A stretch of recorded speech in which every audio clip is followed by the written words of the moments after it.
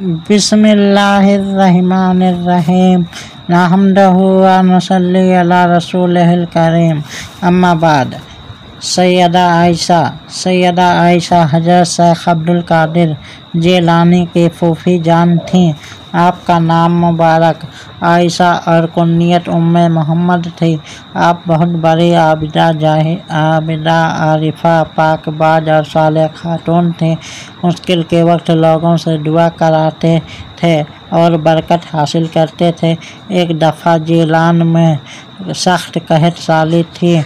लोग दुआएं मांग के आजिज आ गए थे, लेकिन बारिश का एक कतरा भी न बरसा। नमाज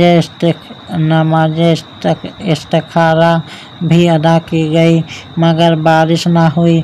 आखिरकार सैयदा आयशा की खिदमत में हाजिर हुए और उनके बारगाहे रब्बुल इज्जत में बारिश के लिए दुआ मांगने की दरख्वास्त की। सैयदा आयशा ने उसी वक्त कमरे के सहन में झाड़ू फेरी और फिर निहायत खुशू व खुजू से दुआ मांगते हुए अर्ज़ किया, बारी इलाही, झाड़ू तो मैं तेरी नाचीज बंदी ने फेर दी है, अब छिड़काव तो कर दे।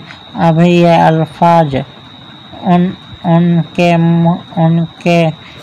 मुँह में ही थे कि बादल छाने लगे और आनन फानन उस रोज